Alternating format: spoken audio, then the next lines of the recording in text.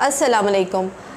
उम्मीद करती हूँ आप सब ठीक ठाक होंगे। आज हम जिस टॉपिक के बारे में बात करेंगे वो है इनफर्टिलिटी का टॉपिक, यानी कि जिसको हम बे औलादी या बांझपन कहते हैं। मेरे पास ओपीडी में 2-3 दिन पहले एक पेशेंट आई थी और उसकी उम्र सिर्फ 25 साल थी और शादी को उसके 7 मंथ्स हुए थे। उसके साथ उसकी मदर इन लॉ थी और जो इस प्रॉब्लम के साथ वो आई थी वो ये था कि शादी को 7 माह हो गए हैं लेकिन अभी तक प्रेगनेंसी नहीं हुई।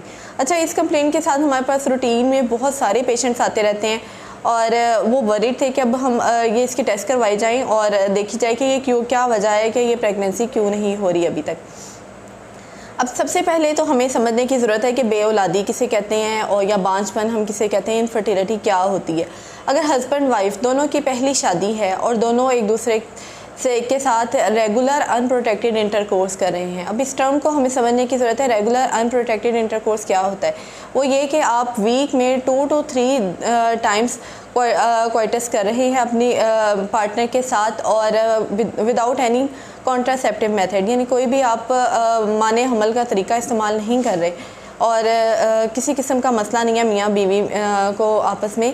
तो इस प्रोसीजर के बाद 1 साल तक भी अगर प्रेगनेंसी नहीं होती तो फिर हम कहते हैं कि हाँ, ये कपल इनफर्टाइल है और या बे औलाद है। अब हमें इसका जो है वो इन्वेस्टिगेशंस कराने की ज़रूरत है।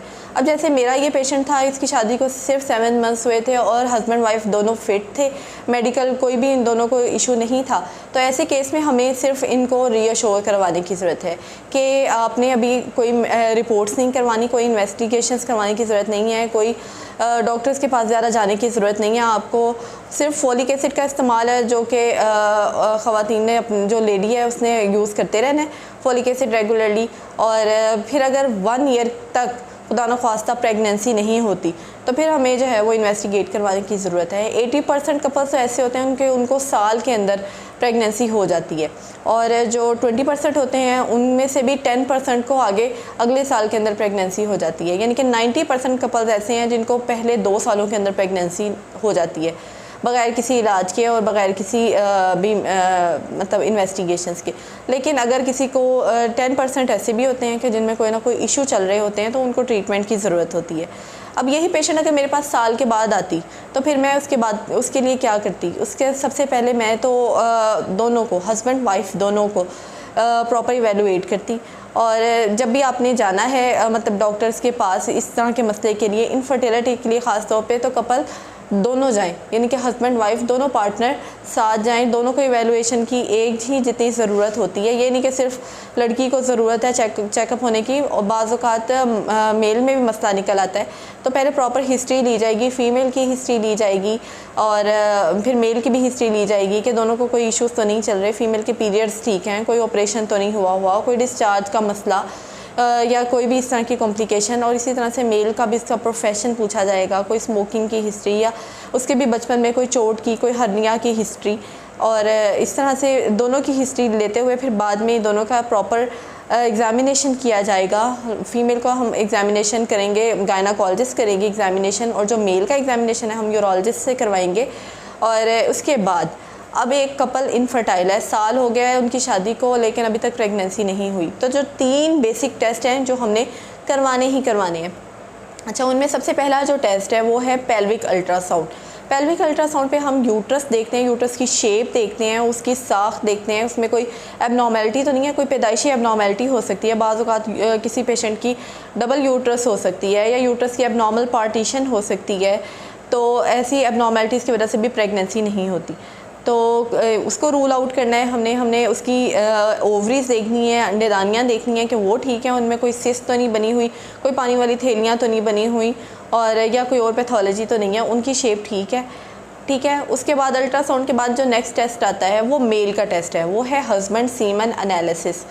अच्छा, उस पर हमने इसके हस्बैंड के जरासीम देखने हैं, उसके हमने स्पर्म्स की जो है वो सिर्फ तो तादाद ही नहीं देखनी बल्कि हमने उसके स्पर्म्स की क्वालिटीज़ भी देखनी है, यानी कि वो मोटाइल हैं, अलाइव हैं और उनकी जो शेप है वो ठीक है, वो कहीं एबनॉर्मल शेप के तो नहीं है, क्योंकि इससे भी जो है वो प्रेगनेंसी होने में अगर ये चीज़ें ठीक ना हो तो प्रेगनेंसी होने में प्रॉब्लम्स होते हैं। और जो तीसरा टेस्ट है वो है कंफर्म करनी है कि फ़ीमेल में जो एग्ज़ हैं वो रेगुलरली बन रहे हैं कि नहीं। अब अगर कोई पेशेंट है उसका साइकिल रेगुलर है, 28 दिन बाद उसको 30 दिन बाद डेट आ जाती है, तो बहुत चांसेस हैं कि उसको ओव्यूलेशन हो रही है। लेकिन 20% ऐसा हो भी सकता है कि उसको ओव्यूलेशन प्रॉपर ना हो रही हो। 80% तो कंफर्मेशन हो जाती है। 20% को कंफर्म करने के लिए हमें एक टेस्ट करवाने की ज़रूरत होती है जिसको सीरम प्रोजेस्टेरॉन कहते हैं। अब वो हमने करवाना है। अगर किसी पेशेंट का 28 दिनों का साइकिल है तो हमने डे 21 पे प्रोजेस्टेरॉन करवाना है, और अगर वो कट ऑफ तक पहुंच जाता है यानी कि उसका लेवल ठीक है तो हमने कहना है कि ये ठीक है, इसकी ओव्यूलेशन ठीक है। तो 3 चीज़ों को कंफर्म करने की ज़रूरत है। फ़ीमेल का अल्ट्रासाउंड देख के उसके अंदरूनी स्ट्रक्चर्स देखने हैं, मेल का स्पर्म एनालिसिस करना है, और जो फ़ीमेल है उसके अंदर ओव्यूलेशन को कंफर्म करना है। अगर ये चीज़ें ठीक हैं तो हमने हिस्ट्री के मुताबिक फिर फर्दर टेस्ट करवाने हैं। फॉर एग्जांपल अगर किसी को थायराइड का मसला लग रहा है हिस्ट्री से और एग्जामिनेशन से, तो फिर थायराइड के टेस्ट करवाए जाएँ। अगर PCOS की तरफ इंडिकेशन हो रही है फिर PCOS के फर्दर टेस्ट करवाए जाएँ। लेकिन 1 साल के बाद ये इवैल्यूएशन करवा लेनी है। लेकिन कुछ कपल ऐसे होते हैं उनमें इवैल्यूएशन साल से पहले भी शुरू की जा सकती है।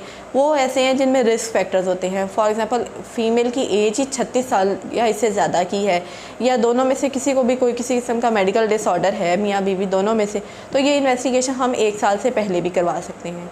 तो इस मैसेज को ज़रूर स्प्रेड करें कि उन सब में अवेयरनेस आ जाए कि साल से पहले आपने, अगर कोई मसला नहीं है, मियाँ बीवी फ़िट हैं, तो आपको इतना ज़्यादा डॉक्टर्स के पास भागने की ज़रूरत नहीं है। अपना फोलिक एसिड का इस्तेमाल जारी रखें और अल्लाह ताला से दुआ करें। और अगर 1 ईयर से अबव हो जाता है तो फिर ज़रूर अपने डॉक्टर से रब्ता करें, इन्वेस्टिगेट करवाएं और टाइमली ट्रीटमेंट करवाएं ताकि आपको जल्दी जल्दी से प्रेगनेंसी हो जाए। अपना बहुत सा ख्याल रखिएगा, मुझे दुआओं में याद रखिएगा, और नेक्स्ट वीडियोस में हम इंशाल्लाह इनफर्टिलिटी के अगले जो टॉपिक्स हैं उनको डिस्कस करेंगे। जो मेल फैक्टर्स हैं उनको डिस्कस करेंगे, फ़ीमेल की तरफ से जो वजूहात आती हैं उनको डिस्कस करेंगे। टेक केयर, अल्लाह हाफिज़।